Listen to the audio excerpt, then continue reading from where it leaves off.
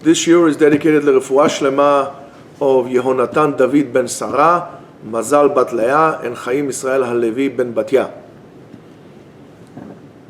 Let's talk a little bit about the Rosh Hashanah services and basically the prayer. I was thinking altogether to do maybe a short series of lectures on prayer by itself. Let's say Sephardim versus Ashkenazim in terms of and so on. So we just have a better idea. But let's start with this because it's really around the corner.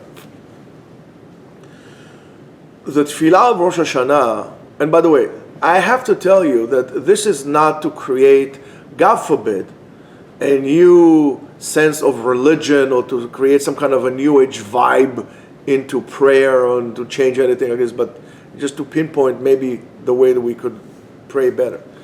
So the tefillot, the davening, the prayers of Rosh Hashanah and Yom Kippur are very long, and he uses many times words that we don't even understand them. We have a hard time understanding. He uses very sometimes difficult language to use, and you stand all day long, and to a certain point, you're saying, "What in the world I'm doing here?" It becomes a whole ordeal, a whole charade of things where in shuls when they're trying to raise the funds for the year in the Sephardi shuls, and the Ashkenazim the tefillah takes forever and ever and ever. At a certain point, how much can you keep focus? And don't tell me you can keep focus from beginning to an end and maintain a high spiritual level, because I really doubt what you're saying. No offense meant, but let's be real. Well, first of all, we should know that a lot of those added tefillot, the tefillot of Rosh Hashanah, altogether were not necessarily like that long always. A lot of the tefillot, a lot of the piyutim, the songs that they had there throughout the years, for example, for the Sfaradim, which we're going to talk about, Bezrat Hashem, for the Sfaradim, most of them were poems that were written, that were added on, were written by the Sephardi or the Spanish sages. There were also poets, like Rabbi Yehuda Levi, Rabbi Shlomo ibn Gabirol, and so on and so forth. They're added on later on from the golden era of Judaism in Spain. But the tefillot were not always that long. And there's always stuff that they add and add and add and add.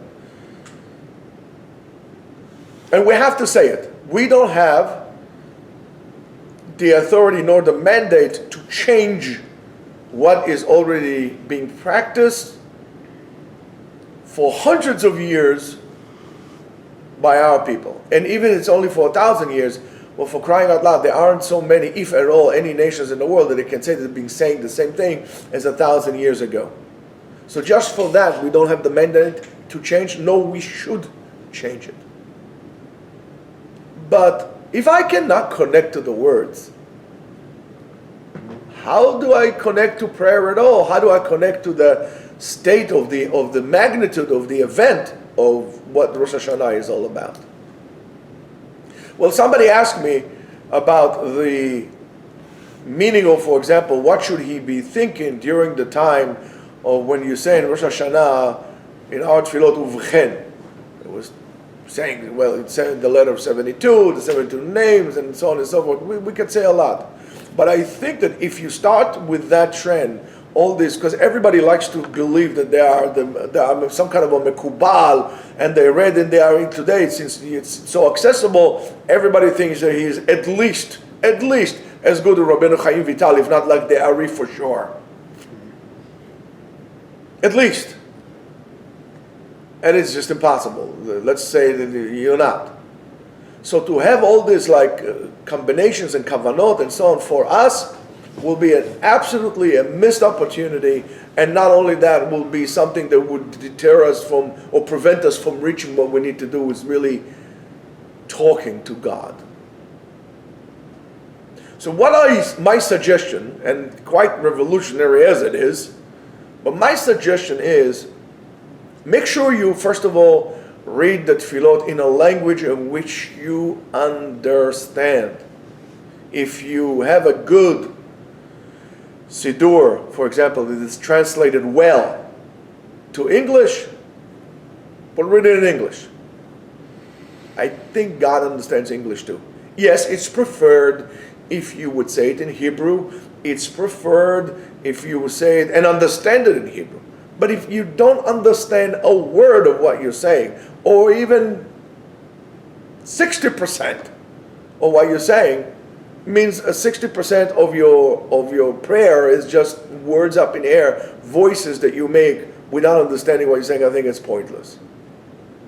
So first of all, get yourself a good siddur. And I would not necessarily say get yourself a new siddur, because in the new siddurim, especially the Sephardi siddurim, there's always somewhat of an addition. Everybody wants to leave his graffiti on the mark of a siddur to change things. And I'm very much against changing things like that, especially when it comes to prayer. However, you're probably going to find a good siddur. Unfortunately, and maybe I'm wrong, but I would believe that our school would have done a good siddur, like the same thing as they did in the English siddurim, and later on the Sephardi siddur that they put out only the Hebrew one. I'll tell you this: it takes, I guess, an Ashkenazi to make a great Sephardi siddur. They did a tremendous job, and by the way, I'm not getting paid by our school. I'm just saying it is a tremendous job that they did. Both inside and outside. Not only the words and the arrangement, also the hardware of the book itself. Another good Sephardi siddur that does not have it in English, but it's unique to the Turkish and Greek communities, is the siddur during the weeks, during the year siddur. It's called Zichron Yosef of the Sephardi communities in Seattle. Fantastic siddur, very good. Very good graphics. I love that siddur. I use it all the time. But if not, just get yourself a siddur that it's good, without too many additions, newer additions, and pray from it. Get to the words, get through it. Don't think about too much, because since you don't know what you're thinking, and if you think you do, you don't, what to have a kavanah here, and this is the intent over there, and so on and so forth, you're going to miss an opportunity to at least try to get it right. Okay? If, for example, you are training to become a sniper, right?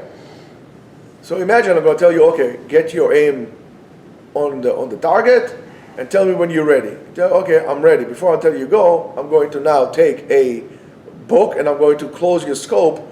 You need to be able to shoot it with your scope covered. Now, if you aimed well, there's a great chance you're going to hit the target somehow. If you didn't aim well, you're not.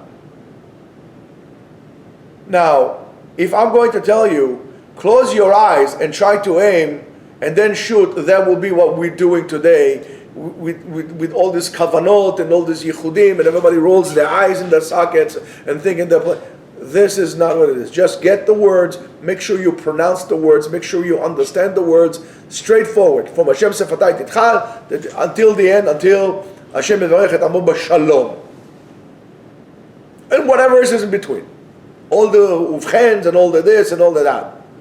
However, when you come to the part of Elokai Netzor, Elokai Netzor Neshomim Mira V'Sefatay Medaber Mima, and so on and so forth, before you say the Oseh Shalom B'Mromav,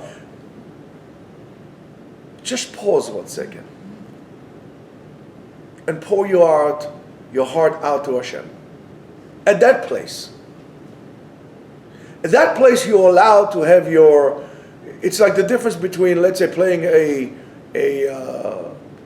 classical symphony that has to be according to the tempo and according to the notes that were written, versus, let's say, a jazz. So it's like, let's say, imagine I'm playing Johann Sebastian Bach in a philharmonic orchestra, and right towards the end, all of a sudden I'm allowed to have a small jazz improvisation. By the way, they did that, which is beautiful, on Johann Sebastian Bach.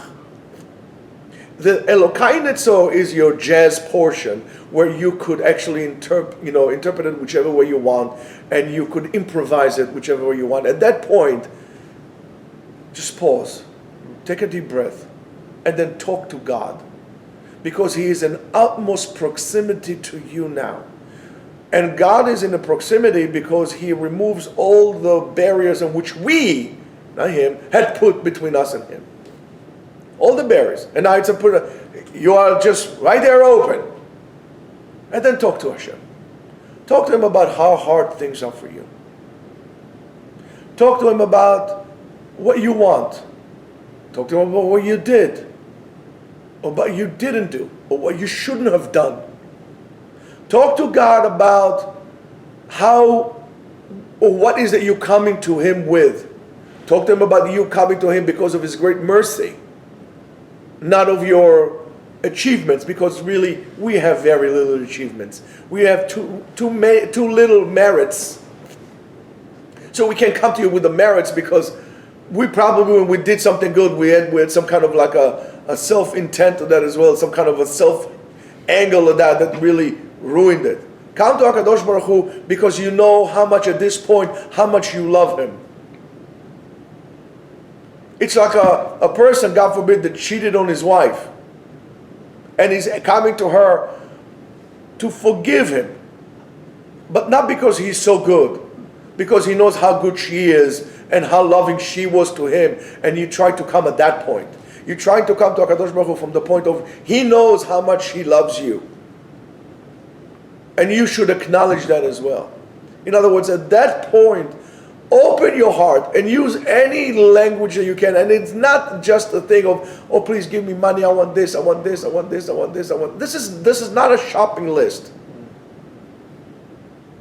Talk to Him about what you try to oppress all year long, about your fears, about all the demons that are in you, about the fact that you're 30 years old and you still miss your mommy, and you shouldn't have, you don't know what's wrong with you, and so on and so forth.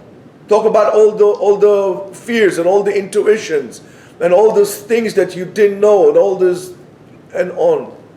This is your time. This is your opportunity. Don't concentrate on the Ari says this and this one says, and kvodam bimkomam monach, don't, with all due respect to them. God forbid, I'm not saying, but this is not for us. We need to know who we are. Only when we acknowledge who we are, where we're holding, we should able to allow ourselves out of this freedom to really speak and to connect to HaKadosh Baruch Hu, and that's the opportunity to do. If you would really take this time, let's say it will take you 7 minutes to say Tfilat Rosh Hashanah, because it's really long and you want to get over this, your leg hurts and so on and so forth.